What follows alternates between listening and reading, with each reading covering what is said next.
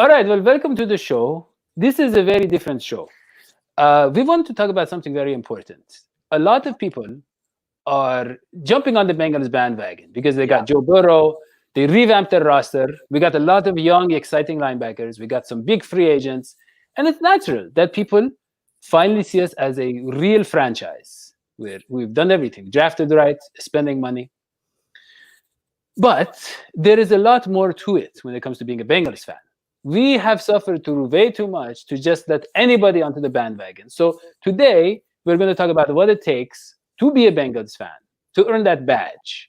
And to do so, we have one of the biggest Bengals fans in the world, native of Cincinnati and former SNL cast member, Luke Null, who is currently doing a stand-up, and he's going to talk about that. And Luke, welcome to the show. Let's add him. Luke. Oh, there he is. Oh, yes. Guys, one of the biggest Bengals fans in the world, also in terms of sheer body mass. Yes. That's right. You're second to me. That's true. Hey, I'll take second place. And Luke is based in Los Angeles, but he walks around with this jacket, which that tells you. That is bravery. That tells you. Look at that. Look at that. You can't even find that in Cincinnati. 1990s Bengal fandom in all its glory. Looks like something they would have worn in the musical called Grease. Yeah. They actually used to wear these on the field in the 90s when we were losing for 10 straight seasons. That explains a lot, actually. Oh, yeah. And like you said, doing stand-up now, put out a live stand-up album called Guitar Comic. It's on all the streaming stuff, wherever music is found, baby. But thank you for having me. Yeah. No, we're really excited about it. So, okay, guys. So, please. And I don't know, Luke, if you know, but I go back with that show, the SNL Saturday Night Live show. Do you know a guy named G.E. Smith? Are you guys friends? You and G.E.? G.E. was gone by the time that I was there. It was Lenny Pickett who led the band while I was there, and Lenny is one bad mofo. But no, I never got to meet G.E. It's a shame. Smith. Because that we had that thing going on where he's G.E. and I'm Electric. I called him George, but he was G.E. It's guitarists, we get like that. We get very competitive. Yeah, you guys are like this. Yeah, you and G.E. Smith from the Saturday Night Live band. The old days. Yeah, I mean, Luke, maybe, could you tell us a little bit about, because we have a live show, and I don't know, we have 10 viewers right now. Did you ever have that many? I don't know. SNL actually tops off at 8 or 9 viewers live. Right. Okay. But I mean, I mean, it's a lot of views the following morning. Sunday morning is really when SNL rakes in the eyeballs, but. Something that people don't know about G.E. Smith from the Saturday Night Live band is that in his early days, he was actually an illustration, a series of 2 illustrations on notebook paper, rotating back and forth. Oh my! He gets everything from me, man. Yeah. That guy, George Haddad. That's his name, actually. Yes. Very interesting. Yeah. Very interesting. Yeah. But I mean, if you have any tips for us, I mean, in terms of, I'm sure it's a very hectic process. I can't imagine. I've heard things in interviews, podcasts, people talking about the process because it's, the turnaround is so quick and so much of the bits are current topics. So how does that process work? I mean, just, I mean, it is an orchestrated and planned hurricane every week. One of the coolest things about being at that place is seeing the machine at work when you're in the studio and seeing, because it's live. I mean, they're setting up one sketch while another one is happening, and in between the commercial break, there's this choreographed dance with, it's quite a sight to behold. So that's what you guys really got to look forward to, is a lot of camera jib shot operators driving little go-kart cameras around and people yelling. That's in the future for y'all. Yeah. Well, I mean, honestly, SNL might be in my future. I don't know about these guys. My future. Lauren hasn't asked me just yet. And, I get it. People, the younger crowd doesn't know me, but I have been waiting to be asked to host, or at least the musical guest. Honestly, same. Yeah. Yeah, but I mean, Yeah, we could talk all day about could. Saturday Night Live. Yeah, we could, and I know Hodgie would love that. Although I think Hodgie, maybe Muppets Tonight would be more. Well, I something think we young could kids- do maybe like a crossover. yeah. Yeah. But we should get to business now. I have some conditions, and you can add some others for what it takes to be a bandwagoner Bengals fan. Or Yeah, fair we've never weather. had that before. We've never had it before. It's I know. amazing, and we haven't even won any games. I mean, we haven't No. even gotten better. We had our worst season in a while, and all these people want to jump on the bandwagon. Technically, we won the Browns Super Bowl, which is the off season. That's true. That's right. That is That's true. That is true. And we're winning the hype game right now, yeah. which is psychological warfare, really. Yeah, so the first thing I want to say is you have certain conditions to meet unless you are a native Bengals fan, which means you are from the area, because then you're allowed just by your geographical location. Birthright. Yeah. By your birthright, you're allowed to be Bengals fan. Your The question birthright is- Bengals fan. Like the John. question is like John, but John, John's been very loyal since he was like 10, I think, he's Bengals fan. You say it like there's people that were like, you don't deserve to be. I think it's more of a curse rather than you get to be a Bengals fan. Like if you were born in the patch of dirt adjacent to Paul Brown Stadium, you must be a Bengals fan, and that's actually a life sentence. That's not true. That's not something. But that's the whole thing, though, because Yeah. I was born in the hospital I was born in Cincinnati. I could see where Paul Brown Stadium was going to be. Paul Brown Stadium wasn't built yet, but my mom was a Steelers fan, so it wasn't an automatic for me to become a Bengals fan. But I think we are accustomed to having location and geographical identities to sports teams. So I think that's the curse that Luke is talking about here. Is there any tension about that with the house divided there? Yeah, There is is- it hard growing up hating your mom? There is no tension because I love my mom. We're actually recording this on Mother's Day, and I just cooked her a nice Oh, that's breakfast, true. pancakes, and eggs. So shout out to Mom for There being you the go. best Steelers fan that I know, probably the best Steelers fan of all time, if we're going to even go there, because I mean, all the rest of them are just awful. But regardless, she has an exception in my opinion, because we can talk about growing up in Ohio and being Steelers fan, but she also has family from Pittsburgh. There you that, go. She didn't have a choice. I think She I has had her a choice birthright. because my family growing up was a Steelers family, and I ended up being a Bengals fan because of my friends. It's a lot like the whole, Skywalker saga, where you came to the light from the dark of the Steelers. So is my mom Darth Vader in that scenario? I mean, there is a father-son thing in the movie, from what I remember, but that would imply that, deep down she's a Bengals fan, which gets complicated. Yeah, And it in is the Mother's end, Day. I'm sure in It the is end it Mother's will work Day. out.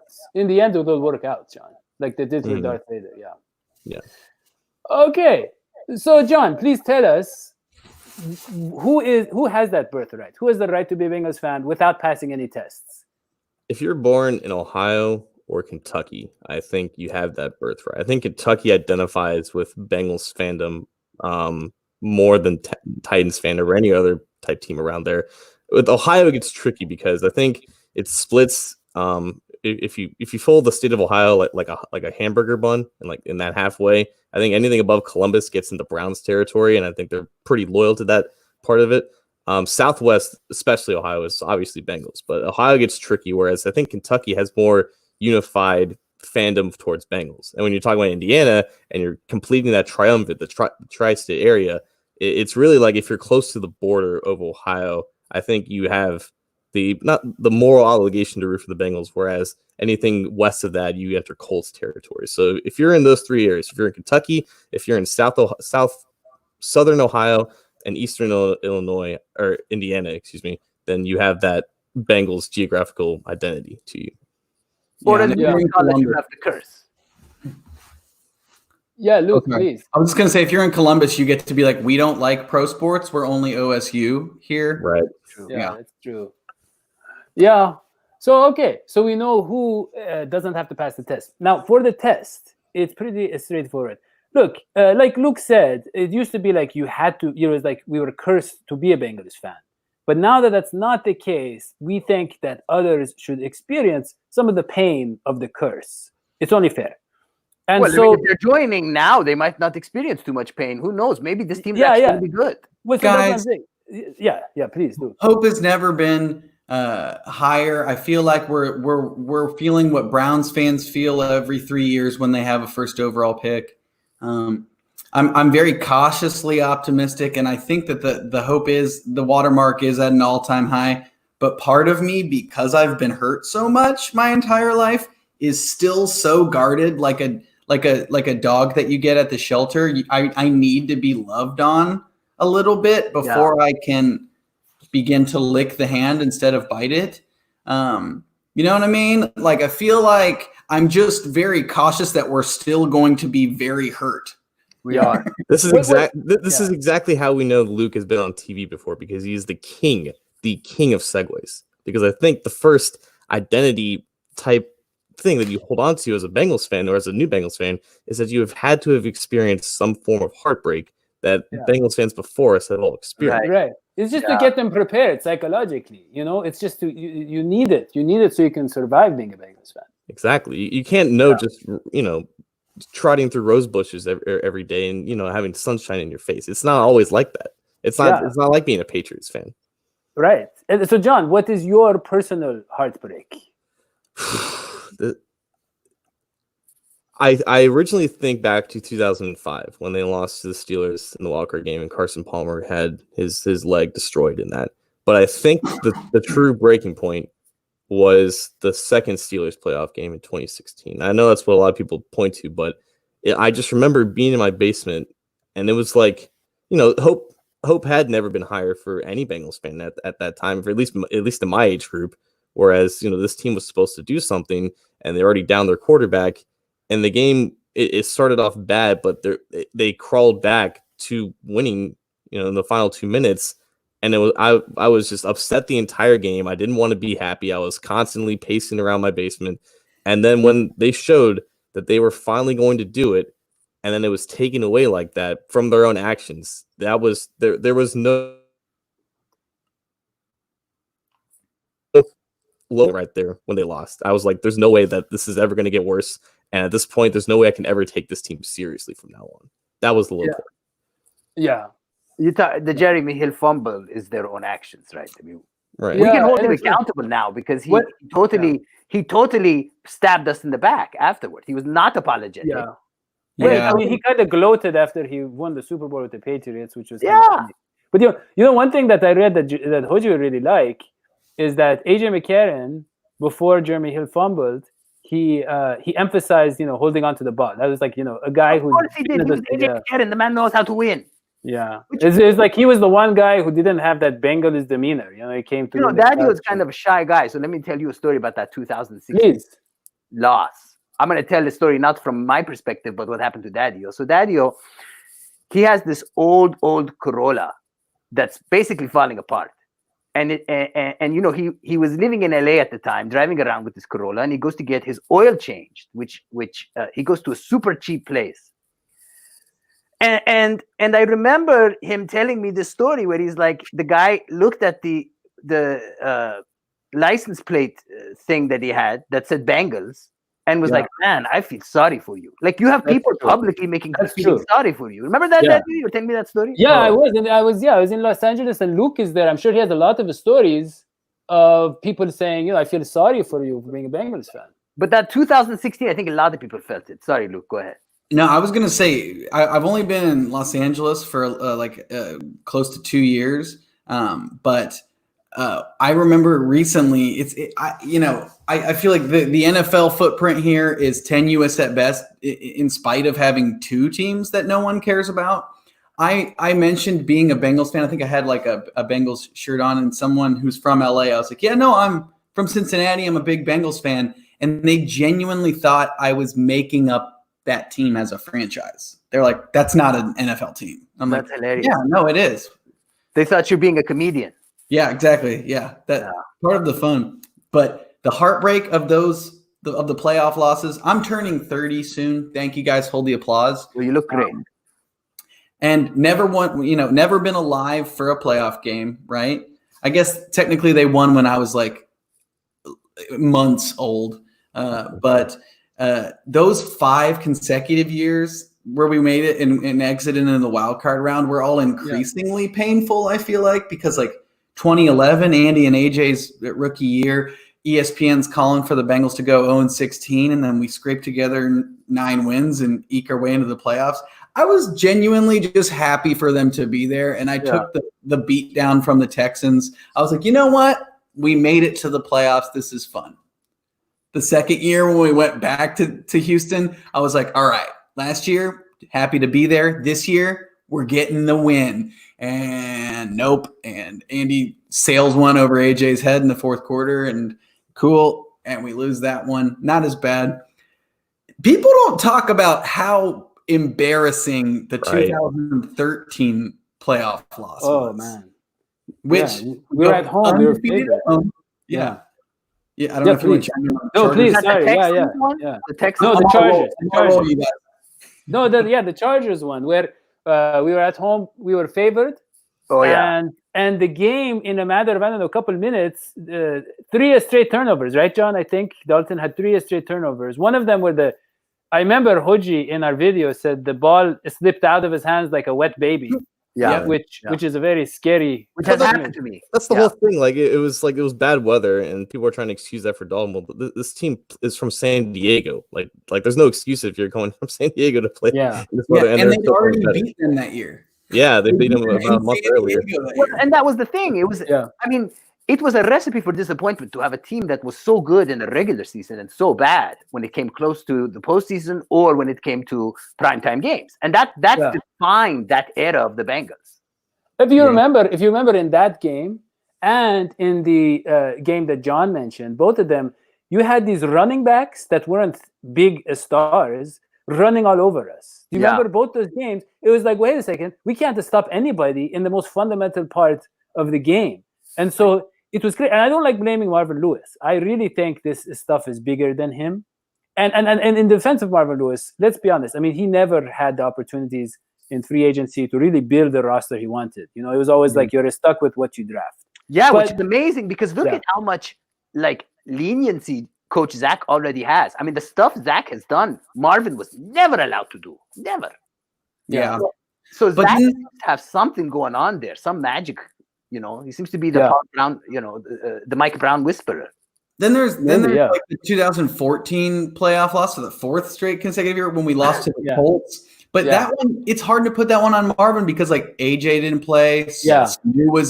Marvin Jones was out that entire year. I think they started Rex Burkhead at slot receiver for a playoff game. Yeah, exactly. We had no chance. Off that game too. He was Nugent hit a 58-yarder. But then they just left us in the dust. And that one, I genuinely felt bad for Marvin. I'm like, we didn't have a chance. Yeah. So Luke and John, I want to ask a hypothetical, and I want you to be honest. I'm not going to ask Dadio because I already know what he thinks, and I know he won't be honest. Okay, if Dalton were the starter in that 2015 game, would it have been different in a better way? Absolutely. Really? Absolutely. Because you look at how he was playing. Here's the thing about Andy. I love Andy. I'll go down swinging for Andy. Andy shrunk from the big moments, but that year he was on fire. 2015. Luke, I'm sorry, but I will just point this out. We had 3 primetime games when Andy was healthy, if I'm not mistaken, right? We had the Browns Thursday night game where Eifert had 3 touchdowns. Yeah. Right? That doesn't count. No. Browns and Thursday doesn't count. But we had the Texans game. Yeah, that was bad. He always played bad against the Texans. Classic Dalton, classic primetime. It was like, what happened to this team? Where'd they go? Yeah. Yes. And we had the Cardinals game. We had the Cardinals game where we got behind by, I don't know how much, double digits for sure. And then they're trying to play catch up. But before that, Dalton disappeared. Go back and watch that game. You can't be mad at Andy. That Cardinals game, that's one of the only times I've ever watched the Bengals lose. And I was like, you know what? They played well. Like, The end of the game, Andy had him in it. I think we only lost by like 3 points, but we were playing catch up. But that one was not like a shellacking embarrassment. But that's the whole tragedy of Dalton, I think, because it's poetic that came against the Chargers because the quarterback was Carson Palmer, and 2015 is regarded as Andy's best year. When if you look at that season, Carson was objectively a better quarterback that year. It's not funny. It's more tragic than anything. I'm sorry. John, I hate to interrupt you, but we actually have a policy here when it comes to Carson Palmer. No, I'm sorry. We can't talk good about Carson Palmer on the show. It's just I'm sorry about that. It's just. Are we going to cut that out? It's like an SNL where there's a 7-second delay and they can beep us or something like that. Dadio censored. I feel like I'm in the other camp where I'm like, I'm not mad at Carson Palmer. Could you imagine being Carson Palmer for that entire stretch of Bengaldom where he's like, he gets so fed up that he's willing to never play the game he loves again if he has to play under Mike Brown? Luke, let me explain. Dadio and I come from honor cultures, and I think that might be the difference. There was no honor in what he did to us. No, I agree. But looking back, Hodgie, tell him about what happens in your village when someone violates your honor. It's ugly. It's ugly, and you have to ride a goat around town, and there's bells put around your neck. It's ugly, and it has happened to me. Yeah, and we didn't do any of that with Carson. We let him go. We just but isn't that the whole thing? Like go to California. Bengals fans trash all over his lawn. People were horrible to him. I don't think that's horrible. I think that's just the protocol. I think that comes with the territory, Luke. But I think I'm trying to answer Hodgie's question here. His question was, would it be any different if Dalton was in there? Like we saw the foreshadowing that you, Dadio, were explaining to in that game against Carson Palmer. He had a chance on Sunday Night Football, and the better quarterback that year beat him. And I think that should have told us that even though he was playing so well, maybe things wouldn't have been different. I mean, here's the way I describe it. Yeah, but he always wet the bed, as they say in primetime. Against the Cardinals, he wet the bed, and then he tried to wash his own sheets. No, that's not the phrase. But it is not wet the bed. He didn't wet the bed against the Cardinals. You're trying to say something different here. Okay. And I don't know what it is. Yeah, I don't know either. But look, I'll just say this. Luke, Dalton struggle against the Steelers. That's its own thing. Okay. And then you have the playoff thing. That's its own thing. And then you have the weather and the slippery ball. And then you have our defense was letting them run all over us, which means the quarterback would have had to carry the team, which Dalton never does, not against the Steelers, not in primetime, not in the playoffs.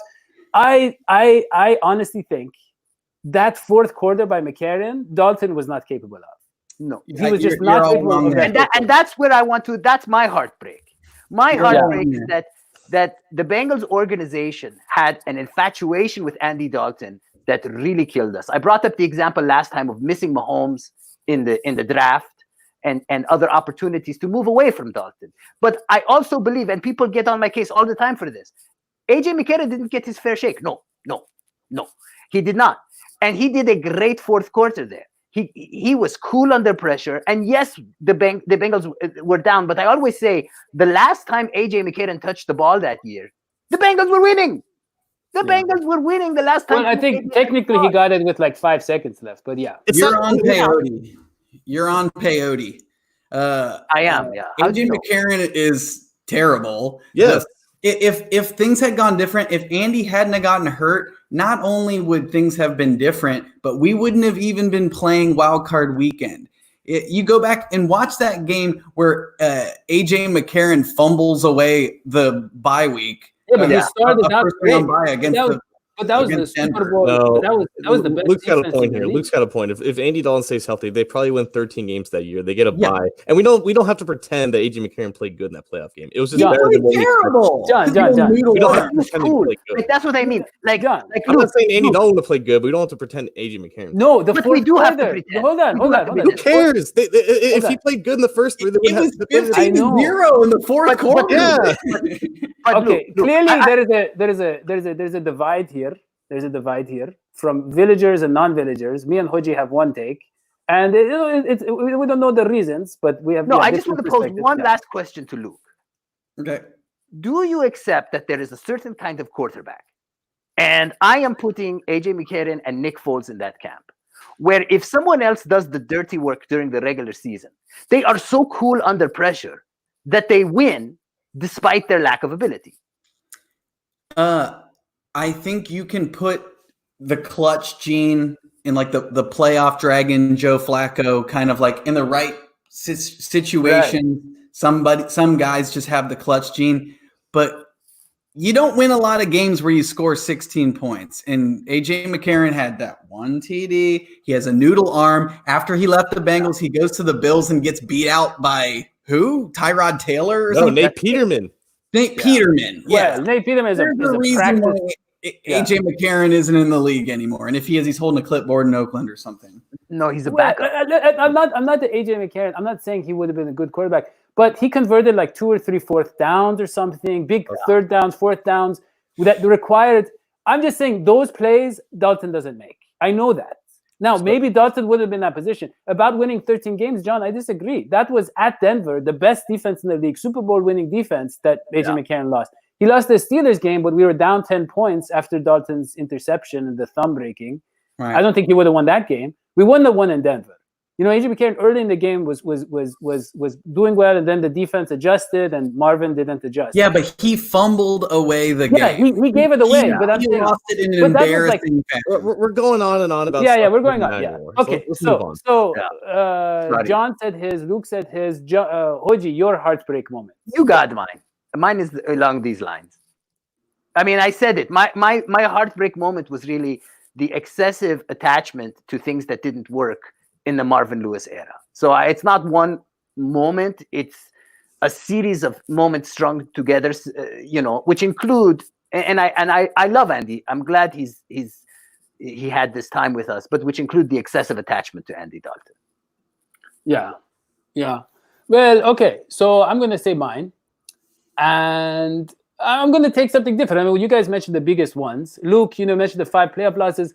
I remember that second Texas when, like you said, the ball sailed over AJ's head. That hurts not as much as the 2016 one, but it was similar where the game was within reach and we lost. Yeah. So that really hurt. Yeah. But I'm gonna go with one, guys, that's very relevant to our new bandwagoners. Something they should consider, which is Kijana Carter. Oh my gosh. Tearing up his knee in his first preseason game, like his first or second carry, guys. Let me explain something. When Kijana Carter went first overall, running backs, not quarterbacks, running backs were the guys you said you need to build your offense around. They're going to be the saviors. Kijana Carter was supposed to be that savior guy. Yeah. I don't want to scare people away, but I'm just telling you, as being a Bengals fan, be prepared. I love Joe Burrow. He's a tough guy. I hope nothing happens.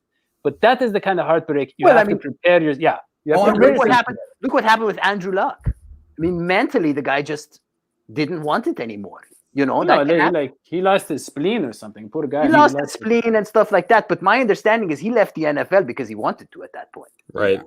Well, I think look at the Bengals curse of first rounders. How many of I think 6 of the last 7 years, our first rounder has missed the majority of the season. Right. Last year, you got Jonah Williams. I know William Jackson III missed his entire rookie season. John Ross just got benched his entire rookie season. Yeah, that was so I mean, I'm bracing for the bad news. It's been too much good stuff happening. Yeah, exactly. Yeah. So please, those of you at home, you want to be a Bengals fan, find some source of heartbreak in your life. Find it and really embrace it and prepare yourself. Can I just say something scientifically here? Please. Okay. So the way the body works is that wear and tear builds up and accumulates over time. Okay, so if you run on concrete every day, you're not going to notice something day 1 or day 2. Day 30, your knees are going to hurt. Okay, our players do not have an indoor facility. They do not have proper facilities. If you want your QB not to get hurt, you need an indoor facility. The Bengals need to take better care. If you're going to have stars, you got to treat them like stars. If I go to SNL, which is going to happen probably, and then they put me in like some shabby room and don't bring me what I ask for in terms of vegan diet. Luke, is that why you left, Luke? The no absence of vegan diet? Exactly. Yeah, I did. It's all chicken wings there. Yeah. You can't live like that, Luke, like an animal. Yeah. Well, or like a human animal. I don't know, like something. But anyways, I really believe that the next step for the Cincinnati Bengals, and I tweeted this, is to get an indoor practice facility. We're the only team in the AFC North that doesn't have this, and we need it. It's a cold place. And the let's wear be and tear honest. will get to your body. Yeah, let's be honest. I mean, it's expensive, and so they need funding. They need money, like this show. That's why we have a Patreon. And so, if you want, you can support the show. Patreon.com/DH Sports. Obviously, you can support the show. You can subscribe. You get the show bigger, and similarly, Mike Brown. Maybe he started Patreon. He get the indoor facility. Mike Luke, Brown already bungled that too, because the University of Cincinnati was building an indoor practice field, and they were like, "Hey, Bengals, we're building an indoor practice field. Do you want to go in with us so that you guys can also use it?" And Mike Brown was like, "No, we don't want to do that." And they're like, "All right, we're going to ask you one more time. Do you want to go in on this indoor practice facility so that you guys can use it?" "No, we don't want to go in on it." And then when they built it, he tried to strong arm them into forcing classic the Bengals into it. Why Classic did he want Mike it, Luke? Why did he not want? Because here's the piece of news is because he's a terrible owner. Yeah. And he doesn't care. Yeah, we've heard that. Yeah. Yeah, what a well, shame. yeah. I mean, he is, but it seems like finally somebody has gotten to him, or there is a theory, maybe, yeah. I mean, there's a theory being proposed by some who are on our show. It's called the Weekend at Bernie's theory about Mike Brown. Right. Do you wanna take the lead on that, Hodgie? Well, we had to explain it before because poor John has never seen the classic Weekend at Bernie's footage. Luke, you're a I'm sure you're a film. He's buff. in the biz. Yeah, it's a documentary. Yeah, it's a documentary about two young men who kind of keep a millionaire going so they can live their dreams. Who do you think is puppeting? No offense. No. Who do you think is puppeting Mike Brown's carapace? I honestly think, and all joking aside, I really do think that Duke Tobin, I think that Katie Blackburn, they're stepping up and the younger generation's coming in. That explains more the changes we've seen in the front office, is that actually they want to do things right nowadays. And I think that you have a young crew, you have Zach, who's very young, and that's what's really going on here. I do think that, and so the analogy works in that way, that I think Mike is stepping back, and that's why we're seeing the changes. Because, I mean, the money they're spending. Now, I hope they spend that money on these newly released offensive linemen. I don't know if you guys have been following that news. I hope the Bengals take their money and put it where my mouth is, which is on the offensive linemen's names, so to speak. That's weird. Yeah. So I hope they do that. Well, let me ask you, do you think that the particular demographic that Zach Taylor falls into plays a role in the kind of respect or influence maybe he gets?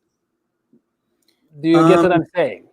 I think that there had to be a conversation when they hired Zach that they're like, okay, you have basically the jingles and the hangers on of whatever is left from Marvin's regime, all of the bad choices of the last 4 years. I'm talking the Cedric way he's in on, because it's been some not great drafts in recent Bengals memory. I think when he was hired, they were like, you'd get a freebie year. I'm not going to say that they were tanking on purpose last year, but man, oh man, does that Ryan Finley decision, looking back on it, 3 winnable games where if Andy was playing, we probably had a better chance at winning against Oakland last year, against some of those teams where Ryan Finley just put up a, oh my God, why are we starting this guy type performance. They just announced that they're sticking with that. They're sticking with Finley as the backup. Oh, I know. That is kind of a bummer, but kind of crazy. Yeah, it's a little crazy, but you know what I'm getting at, or maybe you don't. But no, I think that there was. I totally do. I do. Yeah, I think there was a conversation where he's like, evaluate this year, and then they tanked, and I keep saying that it's very clear that they tanked. And can I just say one thing? Well, we got 2 more segments, 2 more conditions we got to get through quickly. It's already been 35 minutes, but yeah, go ahead. Well, I'll wait. Go ahead. Okay, so the next thing is part of being a Bengals fan means that you're going to see the players you love not getting recognition. Right. Recently, we've seen Bengals players Tyler Boyd, John Ross saying, hey, Joe Mixon is much better than you think. Hey, AJ Green, Joe Burrow is way better than Baker Mayfield and OBJ and whatever, because these guys know the treatment we get, and fans should know too. So that's why you have to be prepared and find players that you see something in them that the rest of the world does not. You see how great they are. And for Bengals, there's some obvious ones. There's Ken Anderson, there's Ken Riley, there's, even Corey Dillon, there's Willie Anderson. So guys, give me your most underappreciated Bengals player. John, go ahead. I'll start, I guess. So I originally wrote down Chinedum Ndukwe, who was a safety in the late 2000s, sort of when that defense was getting picked up by Mike Zimmer or whatever. He started for, I think, 4 years. It was a really solid player, but I think more towards what you were going for, guys who were lasted long in the league and should have been given more credit from a league-wide perspective. I'll go Clint Bowling. He was started for, I think 7 years or maybe 8 years at left guard, and he was basically above average for the entirety of his career. He was never the high-profile player that Kevin Zeitler was, who ended up getting a market-resetting deal at the right guard spot. But at left guard, for all you could ask for, playing next to Andrew Woodworth, and also taking care of business, playing next to Russell Bodine at center. I think he did about as well of a job as you could expect from a fourth-round player to last well over 100 games in the NFL. He retired last year because, it was very similar to Andrew Luck. He was suffering injuries and he just didn't want to deal with it anymore. And he chose to retire, I think, at the age of 31 to 32 years old to be with his family. But for the times that he was healthy, he was one of the more underrated left guards in the NFL. And he was still an above average player throughout the entirety of his career. So Clint Bowling fits along the lines of guys who just, if they played for another team, they probably would have been given more respect. Yeah. He also was drafted the same year as Andy and AJ. Yeah. So he's part of that. I think I lump him in with the Andy and AJ years because he's so who's yours, Luke? Who's your? I like that you went Chinedum Ndukwe. I'm giving it up to my boy Reggie Nelson. Reggie Nelson is. I know. I loved him. I mean, we traded for him in 2010 with the Jacksonville Jaguars for a corner. What's the corner's name? David Jones or something. Yeah. Traded for David Jones. We obviously got the better end of the deal there. Reggie wasn't playing up to his first round talent down in Jacksonville. Then he comes into Mike Zimmer's defense, supplants, the old Chris Crocker and starting and puts together 23 picks over the next 4 seasons. A lot of them were on Roethlisberger. That's the reason why you gotta love Reggie Nelson is that he always intercepted Roethlisberger in the most clutch moments. You know what I mean? Yeah, just roaming that whole open field. We haven't beat the Steelers a lot, but the times we did was because there's that 2012 game where we beat the Steelers to get into the playoffs. That Reggie Nelson pick with 28 seconds left. Come on, baby. But also, he led the league in interceptions in 2015. He was insanely good in 2015. They hadn't beaten the Steelers since 2015 when Reggie I know. That year. Yeah. So maybe that's the key. Yeah, that's true. I was kind of sad to see him go. Hodgie, please. Well, I got a lot of them. I mentioned AJ McCarron, won't go there. I would also like to honorary mention Jeff Blake, because when it comes to talking about great Bengals QBs, he often doesn't even get mentioned. He doesn't get talked about. It was a tough time for the Cincinnati Bengals, and he had not just a great arm and a great pass, but a great attitude and spirit. And I do feel that he's overlooked because he's African-American, and something to talk about another day. But my choice I know you guys are going to get angry, Drake Kirkpatrick. I believe Jake Kirkpatrick was underused, undervalued, and even by Bengals fans, and underappreciated. I wish he was still on the team. And very I know that. He was a first-round pick, and he never got to prove his potential because there was so little else going on in the secondary. There was so much pressure on him. Okay. Well, he's the king of getting beat on every double move of all time and having easy. How is he underused? Yeah, he got a lot of chances. I think I gotta disagree. I'm gonna go back to Blake real quick. You mentioned him. I just want to say, he talked about the fact that there was stereotypes about quarterbacks. That was a big struggle. He was just on New Stripe City, very long, interesting interview. So check that out. Our good friend Ace Boogie had a great interview with Zim Houday. And Blake was just on. He talked a lot about that. A lot of other interesting things going on in the NFL. He's very, very aware of a lot of those issues. I'm going to go with Max Montoya. Now, Max Montoya played alongside Anthony Munoz. Okay, he was in 2 Super Bowls, 4-time Pro Bowler, 3-time All AFC. I mean, this guy, okay, was a 16-year guard for the Bengals, and we knew him personally. Great guy. He had a lovely Mexican restaurant in our area. Yeah. He did it all. I mean, he did all. That wasn't even in the They would cater to my vegan diet. Yeah, Max Montoya was a tough guard, a durable guard, was there for all the good times. Very big man, very gentle giant. You look up, where are you? Hey, Max, hi, like that. And nobody knows about this guy. I mean, this guy is borderline Hall of Famer. Nobody knows about him. Yeah. Okay, just real quick, because I know that anybody who proclaims to be a Bengals fan has to jump on the Ken Anderson should be in the Hall of Fame train. But I think you also have to include Willie Anderson in that too. So if you're a new Bengals fan, and you were probably alive when Willie Anderson played, and he was the best right tackle in the NFL, you have to be on that train as well. So he allowed like 20 sacks or something in his whole career, right? Yeah, something crazy. Yeah, and then he went and got a ring with the Ravens. So classic. Okay, I was happy that he won. All right, look, guys. The last thing is, part of being a Bengals fan means that you have to develop in your heart, you have to develop hatred for the Pittsburgh Steelers. Mm-hmm. And you're thinking, oh, why hate? Why be worried about the other team? Yeah, you don't get it. If you don't get it, you don't get it. I mean, this is the Steelers. Not only do they play nasty, not only are they nasty, not only do they say nasty things, not only their fans, some of their fans, obviously it's Mother's Day. I'm not gonna, John, we're not gonna include all the Steelers fans, but a lot of Steelers fans except one. Except one. Well, John has other family members as Steelers. Sans most of them. If they're named Sheeran, we're cool with them. Yeah, but yeah, they hate us, and so the response on our behalf. You notice how quickly Dadio goes to the us and them language. You see, this is classic totalitarian talk. You see, this is how he is. This is the markings of someone with some fascist leanings. It's in group, out group, and in group, out group. I don't know, and that's the whole show, right? You want to be a Bengals fan?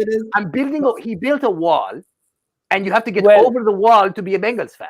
That's just classic Dadio. I'm just trying to make being a Bengals fan great again. Is what I'm trying to do. Yeah, exactly. I exposed you. No, I'll go first. I'll go first. I want to drain the swamp of all the bandwagoners, all the fake Bengals fans. Yeah, Kavovke, Dadio. Now let me just say, I'll start if you guys don't mind. Please. So I actually would like to see less Bengals-Steelers rivalry. I think that I've seen the nastiness. I've seen it at the Coliseum. I've seen it in the bathroom of all places. It was messy. It was ugly. But I believe, number one, I admire a lot of things about the way the Steelers have been run and organized. They play ugly and they play dirty, and a lot of the fans in Pittsburgh have promoted that, and a lot of them don't. But I've been noticing, and I wanted to throw this in here, a new rivalry. And I don't know if you guys agree. One that we didn't really have before between the Bengals and the Dolphins.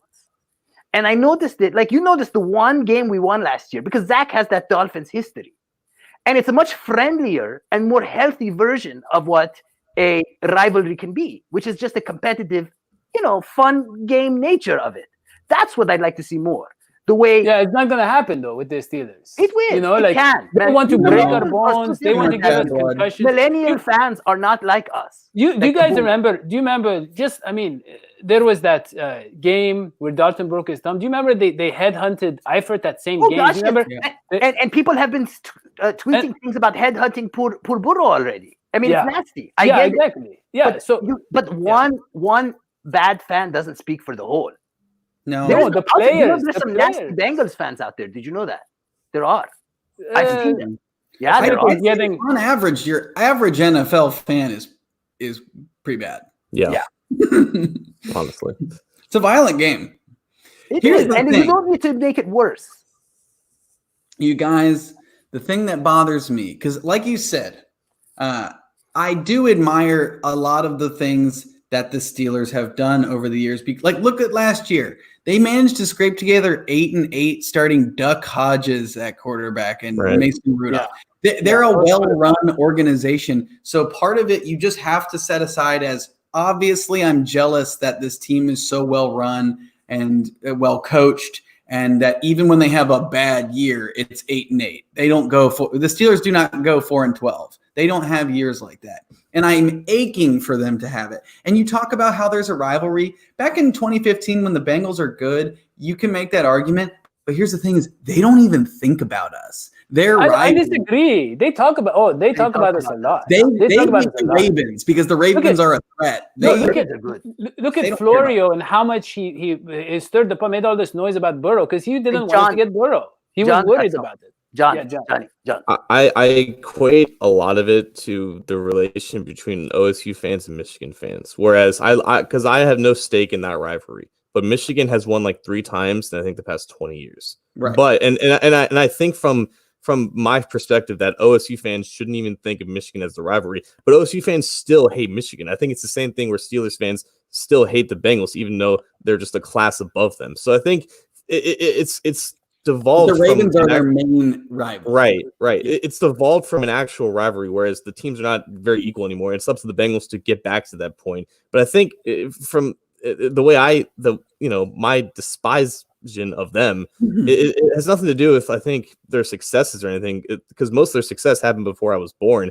It's the James Harrisons, it's the Mike Mitchells, it's the Kimo Von Ole offense. Yeah. It's the fact that like they're good and we know that they're good, but they continue to get away with that stuff that even if I wasn't a Bengals fan, I would still call them out for. But because I identify as a Bengals fan, I'm looked at as like I just hate the Steelers. Well, no, I don't like how James Harrison and Mike Mitchell, just try to ruin people's careers and they continue to get away with it. Yeah, you remember who was the guy? Which one was the guy who pulled the hair? That was Mike Munchak. Mike Munchak, the coach. Pulled Reggie Nelson's hair. I'm still angry about that. Yeah, I'm still angry. And that was Luke's favorite player. That was Reggie Nelson too. I love Reggie Nelson. Yeah, but that was so cheap. And doing that and then the other guy gets called. I hate stuff like that. That's bullying. I know. I get it. Yeah. Well, that was actually my thing I hate about the Steelers is that they get away with stuff. Well, really, it's that there's this idea that they're tough. Yeah. All football players are tough, man. All these guys are tough. Are you kidding me? Everybody knows how to hit. And then they would complain about Montez. You remember that? Like, come on, man. Do you remember when they knocked out Gio? Do you remember when they would love to have? Yeah. And the thing was, Shazier. You remember when they hit our punter? Yeah. No, Shazier knocks him out. And then he cripples himself doing it. And it's all of a sudden, it's like, this guy been doing that his whole career. And now, it's like, this was a freak accident. No, man, this is the way the guy plays. But it's like, yeah, but that's why like I at the end I started to not defend Vontez. Like at the beginning it was nice to have somebody on that level, but at the same point it was just like I'm just being a hypocrite if I'm enabling Vontez with this behavior because it's the one thing that I didn't like about the Steelers. Yeah, it's true. You can't defend Vontez by the end when he's on camera. That's what I mean. And stuff. Right. Yeah, that's what I mean. This only comes to an end. See, this is the thing. This is why I'm about world peace. This only comes to an end when you have a healthy rivalry. It's not a healthy rivalry right now. No, it's not. No. Well, no, but it hasn't been like that since for a little while. It hasn't been like ankle twisting. That did stop once Shazier went to the hospital. Yeah. But I will say my beef with the Steelers, and this is I'll say this. I love John's sweet mom. I've never met her. She seems like a very nice lady. But man, oh man, the amount of Ohio-based Steelers fans who go, my aunt is from Pittsburgh. It's like, just have the cojones to say, I don't have the fortitude to root for a loser. I have to. I know this is the home team, but I have to. I don't have the patience for a Bengals. I have to root for a winning organization, which is what the Steelers are. Just admit that. Don't tell me that there's a family link. It's like if you're not from there, come on, dog. Just admit you don't have the patience and that you just want the easy way out, which I want to.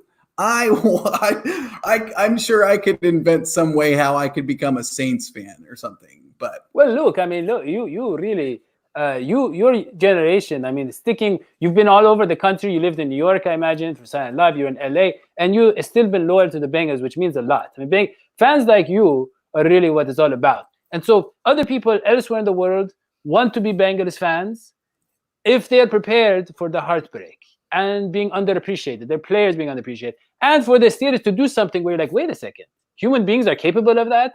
Yeah. You have to prepare your mind and your heart for those to be a Bengals fan. And that is why we're trying to help you out here. It's And a yeah, new please. day. It It's a really new is. day. You know, And you can tell it's going to be a new day because all of the pundits in sports media are hating that Joe Burrow is going to play for the Cincinnati Bengals. And now the talk is about his Hope it weapons. adds up to something. Now the talk is about his weapons. And I mean, you got to be kidding me. Like, you got to be kidding. I saw someone's ranking of wide receivers, the top 12 receivers, and AJ Green wasn't there. Like, you got to be kidding me. That guy's been the top 3 receiver every year in the league. I mean, I get the skepticism. He hasn't played in a year and a half. Like, I get why and the thing is, sleep on us. Sleep on us. Exactly. Our receiving core, you cannot name a better receiving core right now. You can't. And the thing is, it's such a diverse receiving core. You got the ultimate, possession receiver, the guy, who can jump over people. AJ Green can do it all. You got the speed guy, John Ross. You got the slot guy in Tyler Boyd. You got the young rookie up and you got everything. You got Auden Tate, the hands guy. Auden Tate is the person that everyone's sleeping on. He's so good. He's not going to be able to play probably at all this year. It's almost like the whole Drake Kirkpatrick thing, really. Well, yeah, we're done. So I mean, you got. I would have accepted Leon Hall for that. I would have been like, you know what, Leon Hall. That is a great answer. Yeah, that is a great answer. Yeah, Leon. So I mean, look, guys. AJ McCarron, Drake Kirkpatrick is my dream team. Oh, this is what being a Bengals tie for you, Luke. You gotta change your last name to A. Smith. You cannot disagree with me, Luke. I wore a tie for you. I never wear a tie. This is what being a Bengals fan. No, but being a Bengals fan, it makes you find the weirdest things to appreciate. That's part of it. It's made me very weird. Yeah. It's made me very weird. We think Jeff Blake is a Hall of Famer, me and Hodgie. So I mean, that's what it is. Yeah. But yeah. Honestly, I don't think straight. I really don't. Right. My mind is messed up. That rainbow? No one throws a rainbow like Jeff Blake. Beautiful. All right, Luke, thank you so much. And please download his stand-up. He's brilliant. He's a great comic. He's up and coming. Everybody should know about him, especially Cincinnati fans. We really hope to get you on the show again. It was great. He's fan. The John Sheeran of comedy. Yeah, he really is. That is high praise. Now that's high praise. Yeah. Thank you guys for having me on. I hope next time that we can have a throwback Bengals chat and have you guys back on the notebook paper, if just for once, for old times. For sure. You got it, man. Just for you. Just for you. So please don't forget to subscribe, like, all that stuff. We're trying to get the show going again like we used to, regular shows with all the big fans who need so much information. And we will see you next time. So long. SVT. Bye.